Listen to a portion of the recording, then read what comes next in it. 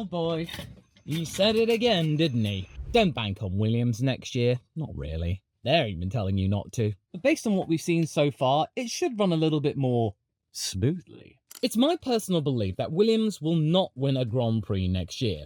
At least not in the conventional sense, through sheer pace alone. Domination which Max Verstappen made somewhat of a tradition. And that isn't me saying that. The team's boss James Vowles has repeatedly said that 2028 is when Williams might reliably fight for wins on a regular basis. His latest interview with Racing News 365 just underlining that step again. Him reminding us and brand new fans that Williams' uptick is going to be very much a long-term performance. And he also wants to make sure that we don't have yet another Williams-esque false dawn, because we've had that twice before this decade alone, in 2021 and in 2023, when we all thought finally, only for the following year to see them go right back down to the bottom and even be in the dreaded backmarker territory. Even though Forbes rates them as the 6th most valuable team in the sport, they rank near the bottom in actual money that they bring in revenue, making roughly a third of what the biggest teams pull in. Only Haas and Sauber make less money, and given that Audi is coming online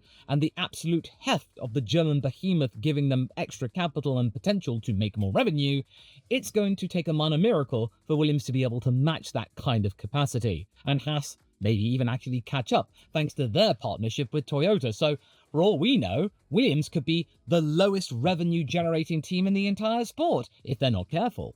Look, I understand with the way the world is right now, we all want a bit of a feel-good story, and Williams feels exactly like that, but I equate their situation right now to where McLaren were back in 2019. Funnily enough, with somebody Spanish who is also named Carlos Sainz along at the helm. But anyway, that Racing News 365 interview just reminds us all about the sheer scale of James Vowles' efforts to bring Williams into the modern age. There are people out there watching this video, possibly, who weren't even born when Williams got their hands on this equipment initially. That's how old it is. For nearly a whole generation, when Ralf Schumacher and Montoya were in the sport, this was something which really got out of hand in the 2000s, and based on the amount of power unit producers we got right now, that manufacturer hype is coming right back round again. Frank Williams and Patrick Head simply could not cope. They could not even. Well, James not only wants to even, he also wants to beat the odds and evens because, you know, he's a bit of a dated guy, a bit of a dork. It's a math joke. I hope he really appreciates that. But anyway, here are James's comments for your consideration. Ahem. It's primarily making steps behind the scenes. There are ERP tools, that software meant to streamline operations, by the way. I didn't even know what it was until I looked it up. But they're not working as effectively as I need them to. There are simulation tools, but they are not working as effectively as I need them to. There is data now, but it's definitely not linked the way I want it to. All of those should be, by the end of next year, at least have a proper construct behind them, which then unlocks performance. In terms of the Constructors' Championship, we made a good step this year. My absolute goal is not to go backwards from here. It's a ratcheting position where 5th is the minimum I would set going forward. I think that's realistic. I think that's achievable. I know it sounds extraordinary, but it is 20 seasons worth of underinvestment that I am trying to undo, and it's not done in 3 years. That last bit, again, is the real sting in the tail here. James knows what he needs to do, but he's yet to have seen the results take full effect yet, and nor should we expect them to happen next year just because there's a rule change. Them arriving on the podium steps a little bit more often than in 2025 could also be down to other teams dropping the ball further than Vowles' squad may be able to surge forward. James pointing out in the interview that he has no clue what other teams are doing, only what his own team is doing.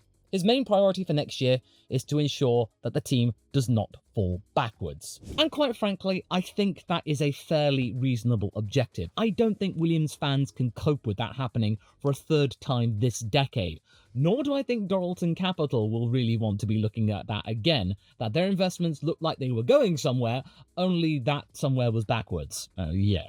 So thusly, James is just telling us all to just ignore the sparkly bits that we can see, and instead just trust the process that's going on back at the headquarters waters in Oxfordshire. The only sparkly thing we should be paying attention to is that of Sparkles, who, by the way, will be still on Carlos's helmet next year. I thought you'd like to know that. The point of the interview is to remind people that yes, Williams had a pretty good year in 2025, but also maybe reminding us that they've not found some kind of wild innovation that Brawn found in 2009. Funnily enough, he was actually employed at the time with Honda, which then became Brawn. But instead, what they wish to do, Williams, is just make sure that them getting in the top 5, instead of that just being a very frighteningly impressive spike, that's the constant, that they are consistent top 5 demons, all trying to do this without tripping over themselves and making more unprofessional mistakes, and just make sure that the data they have back at the factory flows really well within all of the departments. And based on what we saw in Drive to Survive, James Vowles really loves his data. He's a math dork like that, and we love him for it. And based on what he says, by the end of next year, the proper construct might already be online, and then things will continue to compound from there. So for anyone arriving as a Williams fan in 2023 and getting really bored of the same old thing happening again and thinking, when are we gonna get to the fireworks factory?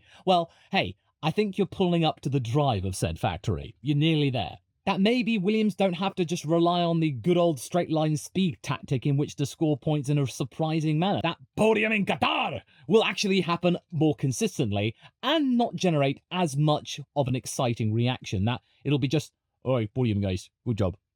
Yeah guys, well done.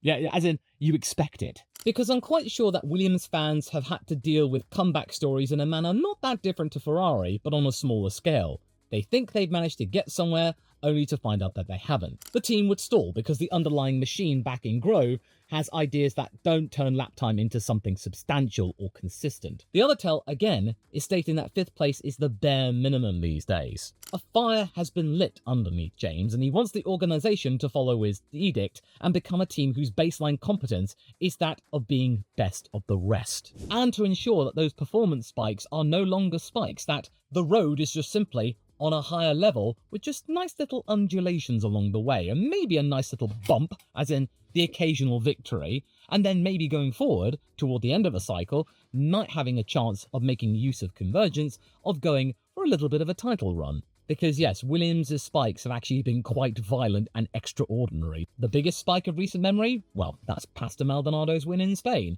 nearly 14 years ago. That tells you all you need to know.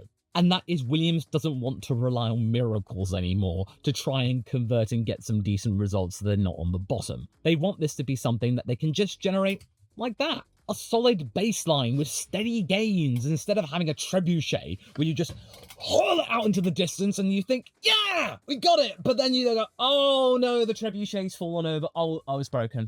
Oh. Yeah, back to the drawing board. On F1.com, he flatly, James, says that 2028 is the realistic target to be fighting for race wins, explaining that without foundations, as he said in his more recent interview, it will collapse at some point, like said Trebuchet. And we've seen this happen time and time again, even with Doralton Capital providing them venture capital money. And Motorsport Week then adds comments from James that says Williams has hired close to 250 people since he was appointed team principal, and that more investment and senior management changes are happening, and these changes will be finalised by around 2027 at the latest. They have got a little bit of organisational lag going on here. They're sorting out the hierarchy, they're sorting out all of the personnel. Yes, they got Pat Fry in, which was a bit of a coup, and not too bad of an addition, but they do need some big heavy hitters, and I know there are rumours going on about GP. I'm not bringing him into the conversation here. He's already got his own things to deal with right now in private, and it should remain that way. But from what Williams is saying is that they're bringing on many people from many other teams, and that it should make them faster. Not the fastest, but faster. There is a difference. So here's the part that many fans miss, but yet also are far too aware of. The fact that Williams is indeed under-equipped. They have got the money now. Plenty of money. A regular stream from Doralton who is showing no signs of pulling out anytime soon, even though they've made more than enough and they can easily bank a nice tidy profit and just leave Williams for dust. They ain't doing that. But there is a key difference between being under-equipped and underfunded. Underfunded means that you know exactly what you need to be able to be competitive, you just don't have the cash in which to buy it. If you're under-equipped, that's even worse because you don't have the tools that are calibrated enough or modern enough to be able to pinpoint exactly what you may need to buy. So therefore, you've really got no clue. You don't know whether it's worked or what more you need to do in which to optimize things. You are really left in the dark here, and it just proves to you all that you can throw money at problems. It's not a guarantee for it to be successful if you don't have the right tools. Which is explaining why, even though Williams has an income stream, it's not seen a huge meteoric rise to the top. But I do think this most recent interview with Racing News 365 should give Williams fans hope that what James is talking about here is far more complex than just saying, we've been relying on a Microsoft Office subscription, ha ha ha ha. Instead, they are getting into techniques and software facilities that I had absolutely no idea work. Some of you may do, but I certainly don't, this ladder man, because I didn't get an IT qualification. I went to art college. All the stuff that James talks about here are the real minutiae, the real specifics, the nitty-gritty. The kind of stuff which will explain why Atlassian has come on as a title sponsor. They are not here to milk F1's worth. They are here to have a job. And that is being Williams' software solution. And thankfully, it seems to have worked and will continue to work for many years to come. No longer will Williams have to just rely on Microsoft Excel. No longer will they have to rely on Bob from accounting shouting to Mark in fabrication going, "Hey mate, you got that part down there?" No, get back to you. He's on a cigarette break, mate. What? I can imagine some of you saying that, oh, James is just coming up with excuses here, but come on. This is a fundamental issue the team has having to be dealing with for 20 years. 20 seasons of compounding shortcuts and bodge jobs. Yes, they find a shortcut which gives them a short boost in performance, but that becomes then the foundation for having to come up with another bodge job. Eventually, things will get clogged up or sluggish. And I think one funny way that has been described to what Williams has been going through is via the race, in how Vowles and their technical lead Pat Fry describes a culture where someone has to put on a pair of Superman underpants to save the day. Wait a minute, Law, surely the cost cap has gone some way to help Williams' plight, that the bigger teams can't spend as much money and it allows Williams to catch up. Yes, that is a very good point, and it certainly has gone some way to help. But I don't think it's been the magic bullet that everyone claims it to be. It does limit you in what you can actually spend in trying to refresh your team. If you're that far behind, 20 years behind, it's going to take even longer for you to catch up. Doralton Capital can't come to the rescue and say, "Hey, we got your back, man. You want $100 million? Which is exactly what James touted for, by the way. We'll give it to you, no problem. No, they have to go to the likes of the FIA and Formula One management for a little bit of a capex boost, which thankfully they did get. About 20 million, according to James. It's not what he wanted, but he'll take it. My point being is that Williams can't just buy the latest and greatest thing all in one go. It has to be drip-fed over time, as the cost cap and capex expenditure will allow. But it all goes towards a very important part in eschewing that legacy problem that has been dogging this team since the turn of the century. And speaking of the legacy problem, it's also changing the entire culture of Williams, whilst also maintaining said culture. It's a little bit of a balancing act, but I think Williams is succeeding for the fact that Claire Williams, albeit via Santander, a sponsor of the team, is finding some way back into the fold. And it also helps that one of Frank's own runs the Heritage Foundation. Because I do think that when BMW walked away and bought Sauber in 2005, it was explicitly framed around wanting a fully integrated team and coherent processes. Them no longer wanting to be one half of a marriage where they couldn't control everything. Frank and Patrick? Yeah, I can imagine them to be very much control freaks. So as a result of the split, Williams would then go on to spend years relying on results to drive revenue and not go into absolute catastrophe, as well as having not as many sponsors, their equipment slowly degrading over time and they can't refresh it as easily, and then the biggest disgrace for a team like Williams, pay drivers. Yep, they had to rely on pay drivers. That PDVSA ticket from Pastor Maldonado was a cool $50 million a year, thank you very much. But the pay driver phenomena, it's no longer a thing. That was eschewed for 2022, funnily enough, when they kept on Latifi out of good grace and the fact that he was just a jolly good sport and everyone liked him. They didn't need his Sofina capital anymore. And Autosport's own analysis of the Williams sale described that vicious cycle and the ownership complexity that was going on over the time. And Patrick Head's own comments that year about Williams struggling without a long-term technical leadership after Paddy Lowe departed, his disgraceful 2019 iteration, was basically the human side of the same story. 5 years on from said moment, where are they at? Well, Front Office Sports quotes Doralton's Matthew Savage saying they do not have to or want to sell the team. whilst also pointing out to operational upgrades within the team which appeal to them. Basically, what Doralton is saying is that they've taken a look at what Williams has been using their money for, and they very much like what they are seeing. They are putting that cash to good use. They are not lining the pockets of the executives, and it also meaning that James has most likely not bought a suspiciously sized yacht. So yes, I don't think Doralton is going anywhere. And yes, admittedly, it does help that Formula One is a lot more enticing than it was in 2020, and it was looking pretty spicy at the time as well, being the only sport, or one of the only sports that was running during COVID time. Right now, in 2026, F1 is an international entertainment behemoth, and Williams right now is a bit of an entertainment company, as well as a racing team, because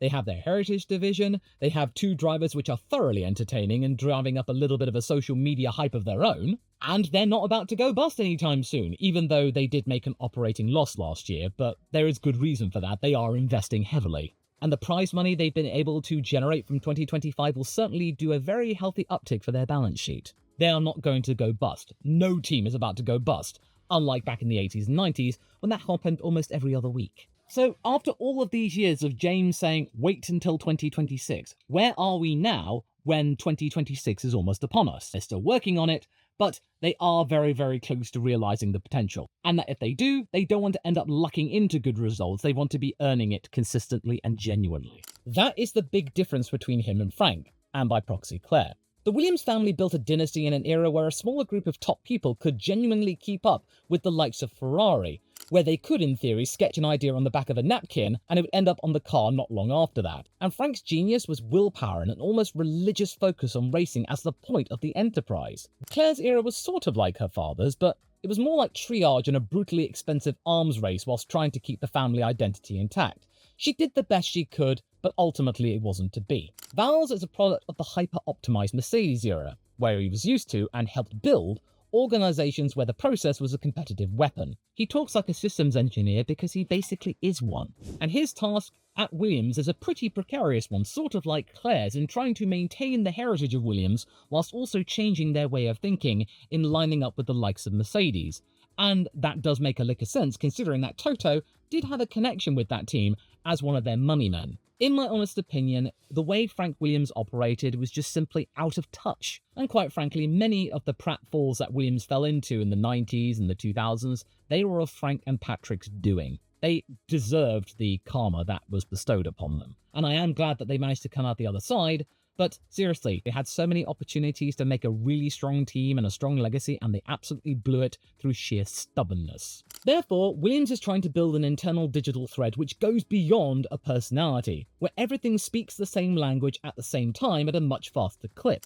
When that's in place, the team will be able to, well, run itself. It'll get faster in a way that goes beyond car performance. The data will be more accurate, correlation and what have you.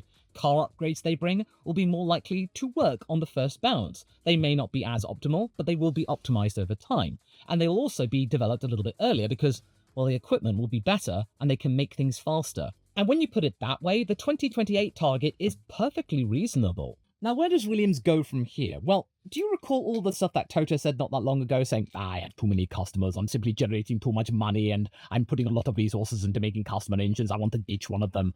That is very much true. That by 2030, Toto and Mercedes want to be removing at least one customer from their portfolio, that being with McLaren, Williams, and now Alpine replacing Aston Martin. Williams, their contract, like with McLaren, runs through 2030. When the new regulation cycle could happen, where the engines could be either modified, tweaked, or completely replaced, who knows? So there is every reason to get your spanners out and suggest that maybe Williams might be that customer that decides to move on from Mercedes out of their own volition. But I don't think it's going to come from a decision where one day James just wakes up and says, I don't want to work with Mercedes anymore. It's going to be a long-term process. If they were to drop Mercedes power, it would be down to the fact that customer status and the cost cap math was just simply not worth it anymore, and that being independent was a lot more practical. Race car engineering's piece about suspension layout makes the point bluntly, which is why the team made their own since 2024. Them buying simply Mercedes parts could wind up being more expensive than just doing it all yourself. Spending less on that stuff equals more money to put to other things in the cost cap. And granted, there was a time when Williams was busy making every single thing to the car. It did eventually mount up in expenses, and the expenses just simply could not keep up with the bigger teams who could spend even more. In an era of a cost cap, maybe that might be worthwhile coming right back round to again, going full circle. you can certainly at least be a little bit more agile in terms of changing things up as you go. So who's saying that where things are going, Williams might just want to make their own entire rear end of the car, gearbox, suspension and all. So that means they can package everything up neatly and to their exact specifications instead of having to make do with what Mercedes provides them and then having to go from there, which might not exactly work well with what's going on at the front. But for now, using customer bits every now and again is cost effective as part of the transition. But eventually it will come time when Williams does choose to part ways with the likes of Mercedes or calls upon them for less bits and instead just has the power unit. In the next cycle, a new engine partner might make sense once everything is modernized and the team is self-sufficient. They could become quite enticing to either a current engine manufacturer or a brand new one. The opposite of Alpine right now, who is screaming and begging to have Mercedes take them under their wing. BMW's 2005 logic about integration comes right back round again. Except this time, Williams is the one trying to be the more coherent process partner and a lot more compatible, unlike under Frank and Patrick. I'm going to get the spanner out again, but my money right now is that the partner of Williams might likely be either a completely brand new works team or Audi, with the VW group coming in with a different badge to help promote its other motorsporting companies and brands. So who's to say that eventually, if Atlassian moves on or reduces their capacity when their work is done, we could have Golf come up to the fore and have the likes of Golf, Williams, Porsche, Formula One team. Oh, that is dripping with nostalgia. Can you imagine that though? A blue and orange striped Williams for all of the season. That would be lush. So, okay, what about Sainz and Albon in this plan? I barely talked about them. In fact, I don't think I've really talked about them at all. And they are a very big part since, well, they're driving the thing. Well, as Vowles put it, Sainz is one step of about 1,000, but it is a crucial step. Sainz joining Albon reduces uncertainty, a huge asset during a rebuild. He's known for his detailed feedback, which I talked about in a recent video, where he and his engineer Gaetan talked for over 9 hours during the race team radio of 2025. That is absolute gold. A rookie would not be able to provide that, no matter how good they are. As for Albon, he's known for extracting results from tricky cars. He was able to do so this year. And him being around the team since 2022, he's been there since the beginning. He knows everything there needs to know. He knows everything about Williams. Couple that with both Carlos and Alex being apolitical safe havens, that is absolutely precious for a team who is rebuilding and does not need egos butting heads with each other every single weekend. That might change over time if Williams becomes more successful, but I would like to think James sees two mature drivers who can actually bash their heads together and think about the good of the team, and do it genuinely instead of reluctantly. So if you're a Williams fan out there, what I am recommending to you is to be both confident and patient. Be confident in the logic that James is putting down with this team, that it could actually bring a sustained period of good fortune for the team, and that 2026 will not be a false dawn situation for the third time in a row in 2020s. Yet also continue to be patient, because I do not think 2026 is going to be a breakout year. If it turns out to be the case, and I'm absolutely wrong, it may be down to the fact that other teams simply drop the ball. Will Carlos, Alex and James care? Well, no, because they'll be winning, and Williams will be winning. But either way, I don't think Williams wants you to assume that will happen. It might happen, but there's no guarantee it will. So if you've got somebody who's just itching, chomping at the bit for Williams to be successful again, I suggest you tell them this. What James is trying to do with this team is to make them boringly excellent. That you get to a situation in the not too distant future where people might be saying, oh, Williams' domination could bore fans. That's exactly what James wants you to say about his team. Because in a few years' time, if they do dip off, or if there is another competitor who does even better, you'll look back at that and say, yeah, Williams are great. So yeah, it's best to wait through 2028. What won't bore you is this video right here, because you don't have to wait through 2028 for this one. You can go and watch it right now. So I'll see you over there.